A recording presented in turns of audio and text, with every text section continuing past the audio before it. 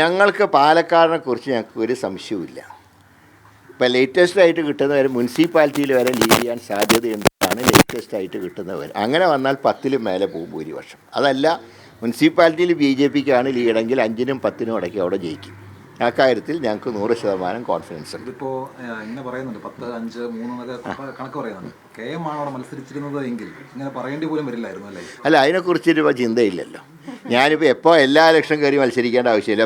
ഇപ്പോൾ ഈ BJPയുടെ കൃഷ്ണകുമാറിൻ്റെ പോലെ എനിക്കാവാൻ പറ്റുമോ? ഒരു സാധനമെങ്കിലും ഒന്ന് ആർക്കെങ്കിലും വിട്ടുകൊടുക്കണ്ടേ?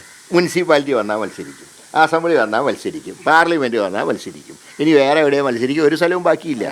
അങ്ങനെ അല്ല ഇത് ഇങ്ങനെ മത്സരിച്ചിട്ട് കാര്യമൊന്നുമില്ല. കൃഷ്ണകുമാറിൻ്റെ മോഡൽ മത്സരമൊന്നും എന്നെ സംബന്ധിച്ച് സാധ്യമല്ല.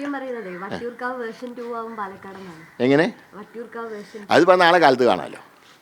ഞാൻ പറയാം 36,000-നും 40,000 ഇടയ്ക്ക് വോട്ട് CPM-ന് അവിടെ ലഭിക്കുള്ളൂ എന്നാണ് ലേറ്റസ്റ്റായിട്ട് കിട്ടിയത്. ഞാൻ ഇതുവരെ വിചാരിച്ചിരുന്ന UDF LDF മത്സരം എന്നാണ്. പക്ഷേ അതിപ്പോൾ ഇല്ലയെന്ന് പറഞ്ഞുകൂടാ. കാരണം BJP 40-നും താഴെ പോയാൽ ചിലപ്പോൾ അവർ 3-ാം സ്ഥാനത്തായിരിക്കും. സന്ദീപ് പറഞ്ഞ വാചകം കടമെടുത്താൽ ആനയും മോഹൻലാലും K മുരളീധരനും കണ്ടാൽ മെടുക്കാത്തത് ഒരു കാര്യം കോൺഗ്രസ് അങ്ങനെ തന്നെയാണ്. കാരണം അതുകൊണ്ടാണ് അങ്ങ് എവിടെയും മത്സരിക്കണമെന്ന് ആവശ്യം. അല്ല, ഇപ്പോൾ ഏതായാലും ഇപ്പോൾ പോയി ഞാൻ തല വെച്ച് കൊടുക്കാൻ നന്നായി.